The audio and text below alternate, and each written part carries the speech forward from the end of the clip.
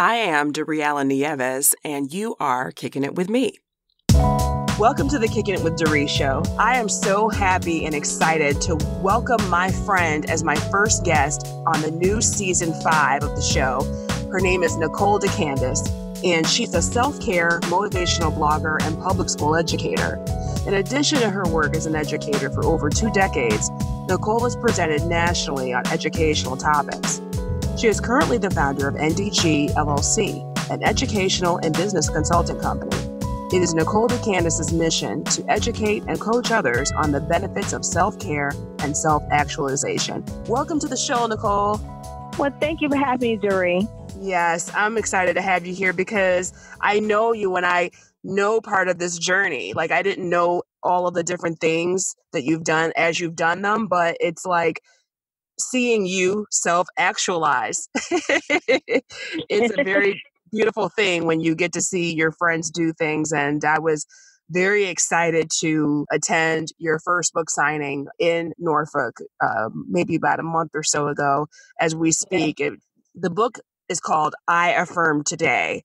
And that's what we're talking about today on the show is affirmations and things that you need to do and think about, because one of the things that I always talk about on this show, in case you have never joined the show before, is having self-awareness and taking time for self-reflection and journaling.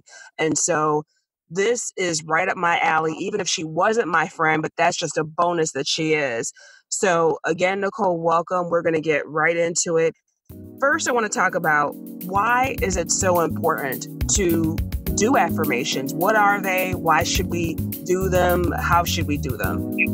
The reason why it's important for us to do affirmations is because it is a proclamation. When you think about speaking something over your life, saying something that's meaningful, what it does is that it solidifies that this is something that you're going to achieve and set out to do. So it's important to speak them, it's important to write them, it's important to believe them, and it's important to put some things in place in order to make sure that they come to pass. And a lot of times we have so many ideas swirling around in our heads, and you and I are both very creative people. We could be driving down the street and get an idea like, oh, wow, that's kind of neat, or taking a shower or taking a walk, and we get all these wonderful ideas, but where do they go if we don't write them down?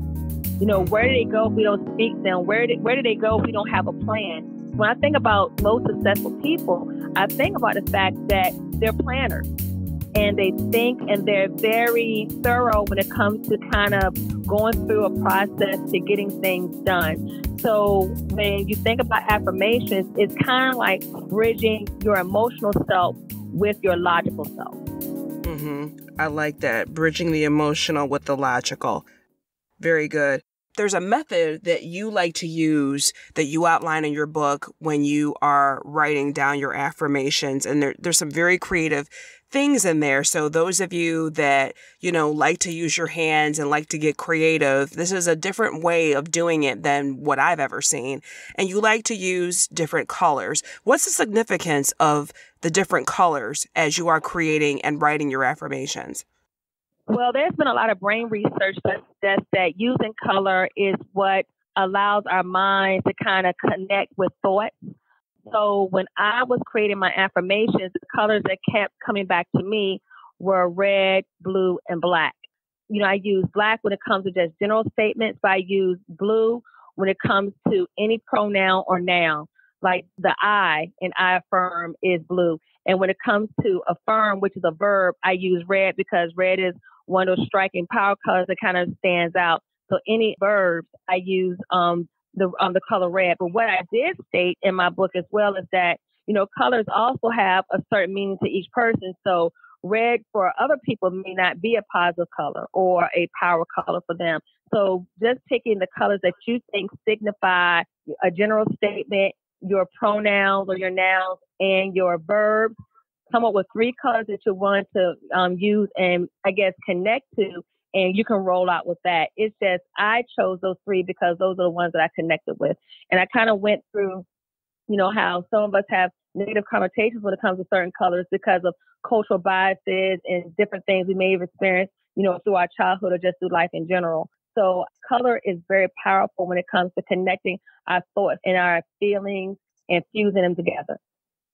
Yeah, it's well known the psychology of different colors and what they mean, and things that they can mean to me and you on an emotional level as well as in other cultures. So, when you think about different brands and painting the room of your house or whatever, all of those different colors mean something. And I like the way that you actually decided for yourself, I'm going to use red for a verb, because we want to make sure that with our affirmations, we're not just changing our minds of what we believe, but we're also wanting to make sure that we take action and that we move ourselves toward action, because everything that you do, you first have to have a thought associated with it. Now, if you're talking about a habit, perhaps that's something that's ingrained, because of your routines or whatever. But really, if there's anything new that you want to do, you first have to have a thought or an idea about it first. And so I like the fact that you highlight your affirmations, the verb words of your affirmations in red, because red is a bright color. It grabs attention. That's why we've got red lights that are, for stopping, and stop signs that are red. That means something. And what's funny about that is that my graphic guy that actually did the cover for my book was having an issue with the fact that I wanted Affirm in red. It was really vexing him because when it comes to graphic design, there's certain colors that you don't want to dominate a cover. They have certain laws and rules that they go by. But I had to let him know this is what my book is based off of, and this is what my affirmations are based off of. So we're going to have to break some laws and rules, and and it really bothered him at first, but he got used to. Because he kept sending me different drafts, and I'm like, why is Affirm not in red? Why is it in yellow? Why is Affirm in another? He was like, he said, I just can't get with it. And I was like, if you read my book, you could. So once he got to know me, and he read some of the book, he was like, oh, okay, I get it now. He's like, I'll do it for you, but just know that's not something that we do, Oh. so.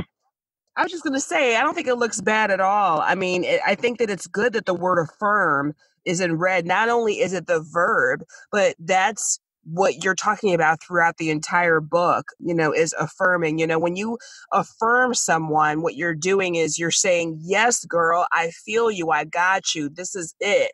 Like, I'm with you.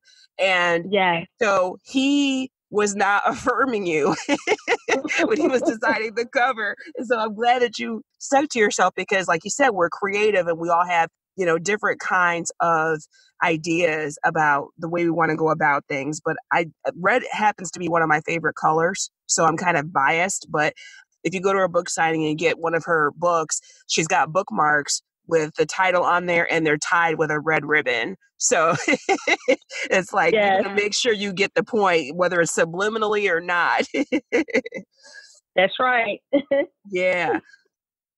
The book is very easy to read as far as just reading a book. But to me, and Nicole, you can expand on this book is not something that you just read it and like, okay, I read this book. It's something that you're going to work through. You're going to read it, you're going to grasp and ingest the concepts, but then you're going to go back through it and start to implement those things. It's not just, I'm just reading this book to get information and then I'm going on to the next book type deal. Yeah, because the whole thought behind it was to make it almost like a mini workshop or a mini workbook. So it's almost like a launching pad to you actually putting the affirmations into play. And that's something that between my writing coach, her name is Joy, and she's out of Florida, and between myself that we really worked hard to do, because one issue I had when I started first writing the book or coming with the concept of putting my idea out there was that, I wasn't sure if people were really going to get me, because some things we have are just for ourselves, certain little habits we have, certain little procedures, traditions. It's something that brings us joy, brings us happiness. But if you were to try to go explain it to somebody else, they may not get it or feel like it connects with them or resonates with them. So when I decided to write the book, it was more on the lines, okay, now I have to help people see what I'm saying. So there are a few chapters that I devoted to you actually seeing it, because I actually took pictures of my own affirmation pages as well as walking step by step, because the takeaway was that when you finish reading the book, that you will want to refer back to it and actually do something with it and feel like you got something from it. I think that those pictures in the book are very helpful to, show. And I think you even talked a little bit about, I don't know if I want to show people my personal stuff. Like, this is private, this is my private thoughts. And, do I really want to share this with people? But it's very helpful to be able to pull that out and be able to kind of see concretely how you do it. So I thank you for that, for being brave enough to do that. There's nothing like really like earth shattering that she shared, but still it's like her personal thing. So, Yeah. Would you like to become an author? Do you have a book in your head, but you don't have the time, or you don't know where to start? Have you started writing and then got stuck or frustrated and never went back to it? Do you have wisdom, experience, and advice to share that will help, inspire, and motivate others in life or business? Now is the time to become an author. Even if you think you don't have the time or the skill, or if you've tried before, I want you to know that you can write your best-selling business or self-help memoir in 8 weeks with me. I'll teach you how to create a book that you can use to build your brand, inspire and help others, grow your business, or get over the hump that got you stuck and achieve that personal goal you've always had to become an author. So stop putting it off. For more details, go to kickingitwithDoree.com/write-your-book. I want to read a short passage out of chapter 2 of the book that really resonated with me. What do you believe about yourself and your future? The work of healing your heart and mindset will put you on the path to changing what you believe is possible for you. There will be times where you may relapse and go back to thinking, feeling, and believing the way you did before. When a relapse happens, it's time to go back under the knife again. On the other side of this important work is a healthier way of thinking. Why do the work? You do the work because you are worth it. You are worthy of being healed. You are worthy of having a healthy self-image. You are worthy of fixing, healing, and being saved from negativity. The people around you will benefit from you being better and sharing your gifts with the world. They also benefit because you are no longer weighed down with excuses, nor do you weigh others down with them. Affirm today, I am worth the work. No more excuses. I love that. That's the end of chapter 2. That's just a tiny little snippet of what you get with the book I Affirm Today. And yeah, love it, Nicole. Love it. Oh, wow. Thank you. Yes. Thank you. For me, Doree, because you know me personally, I really have undergone something major within the last month. I want to say within 3 weeks of me even having my book launch, my mother passed away unexpectedly. And, she was able to participate in the book launch and knew about the book and everything like that. And she had her own copy that she was reading, and then come to find out after speaking to some of her friends, she had even read to some of her friends excerpts from my book. But what it caused me to have to do is to reread my work all over again and relook at what it is that I was doing reference to I Affirm Today. Because once you go through, like you mentioned from chapter 2, a setback or a relapse, which, when you deal with the passing of someone you care about so much, or anything, a loss of a job, a loss of a relationship, financial issues or whatever, it really causes you to kind of rethink what your belief structure is and revisit those things that have helped you get through in the past. So just know that I Affirm Today was a work previous to my mother passing, but it's still something that I have to lean on today in order to kind of get through and think about my life in a different light in lieu of everything that's happened within the last month. Yes, yes. And, I believe that this work will mean even more to you in the days ahead because, of what you're going through now. Everything that happens in our life may not happen for a reason that we understand or that we even want to accept, but it happens and we can let it strengthen us and make us grow and then help others with it. So this is a very, very fresh thing But speaking from some experience, not exactly the same exact kind of loss, but speaking from that experience and anyone that's listening that might be grieving right now, I can say that life is not over. It will get better. It takes time. Allow yourself to feel whatever you feel, not push yourself to do all the things that you had planned to do before if it's not right for you, and know that your loved one is proud of you and is still encouraging you, even though they may not physically be here anymore. So thank you for sharing that, Nicole. Now I want to end with the last couple of questions that I always ask my guests now. And these are two questions that can change at any given time asking. I could probably ask you these questions today and get one answer. And then I could ask you in a year or 5 years and I'll get a completely different answer. I'm sure of it. But today, where we are right now, August 2019, how do you, Nicole, define success? I define success when you're able to live out what you're meant to do, who you're meant to be. And I know that that's a process and it's a journey, but I think that taking the time to really see what is it that you like? What is your life purpose? What are your gifts? Because we have multiple gifts that we can give to the world and share with others. What are you called here to do? I believe that that's what true success is, because once you tap into that, I think everything else will come. Peace will come, the monies that you need to finance other things that you need to come, love will come, deeper relationships will come, all those other things, those tangibles and even intangibles that you're seeking after will come once you really figure out and discover who you are and start living through that path and through that life's journey. That's what I believe success is all about. Yeah, absolutely. I couldn't agree more.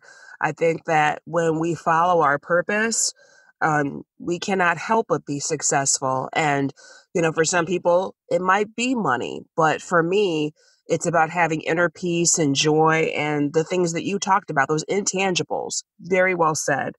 And my final question is, what would you tell your younger self? I would tell my younger self to slow down and really enjoy the moment. There's so many things that, go flitting by because we're in such a rush and such a hurry to get to the next thing, to get over here, to get over there. It's just best to slow down because life is so short.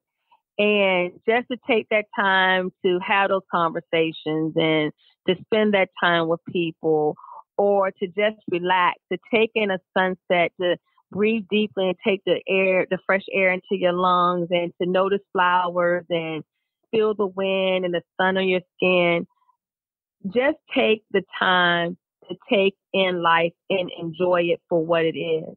And don't always get so wrapped up in the rat race. It's easy to get wrapped up in work and our responsibilities because they're there and they're always going to be there. But if you kind of focus on the fact that some stuff just is, and just take in your moments as they come, I think that we probably won't be as stressed out as we are, or as overly burdened emotionally and psychologically in so many different areas, because we are not focusing on the simplistic beauty that life has to offer. Yeah, it's easy to, simple pleasures of life. It really is. And get caught up. So, so easy. I'm guilty of it as well. So, very wise words. Nicole, what do you have coming up now? I know you just had a lot of events this summer with the book launch, but for people that are not in the Norfolk, Virginia area, how can they participate in your teachings? Well, one thing that I do plan on launching in the fall, so please look forward to that, will be Zoom and teachable classes where we'll be able to take my Affirm Today book and actually break down various chapters and walk you through how to create your own affirmations and your own affirmation sheets and things of that nature, and get into some other topics that are connected to some things that I touch on in the book. So all that's coming up in the fall. Also, I'm in talks with a local restaurant in reference to doing a book talk on a weekly basis in reference to my book and some other authors that have similar works in order to kind of get those things going. So I have a website, which is NicoleDecandas.com, and all the new events that will be happening will be there. And you can also follow me on Facebook as well as on Instagram to see what's happening in reference to my book and different things I have going on in the near future. What are the social media handles that you'd like people to follow you on? Facebook and Instagram primarily, because I operate through those most of the time. I do have Twitter, but I'm not as active on Twitter. So if you just look for Nicole Decandas for any of those, I don't have any underscore, upper score, anything like that. Some people have to do all that, but my name is so unique that I could just use that and not add anything else to it. Just look for Nicole Decandas for Facebook. That's a blessing, isn't it? Yes. For Facebook and for Instagram, and you'll be able to find me. And like I said, right now I have a launch page for my book so that you can tap into getting it from Amazon. But outside of that, I'll be adding additional pages, which will include events, and you'll be able to see, everything that I have coming up for the fall going into the winter. I just want to make sure that you know that you can go to the show notes for this episode and click the links directly. But if you can't wait for that, I want to just quickly spell her last name. It's Nicole and then Decandas. Nicole, I just want to thank you so much for sharing information about your book and being here. I know that there's a lot of things going on with you right now, and still, make sure that we got together and participate on the podcast. As soon as I started reading the book, I didn't even get through half the book, and I was like, you know what? I've got to have her on the show, like for real. So, it took us a little while, but we made it happen, and come back whenever, any other developments, because we haven't even scratched the surface really of, what it means to do affirmations and to really connect with yourself. So thank you again. Thank you once again for the opportunity to speak with you as well as reach your listening audience. It's been indeed a pleasure. Thank you for kicking it with me today on the Kicking It with Doree podcast.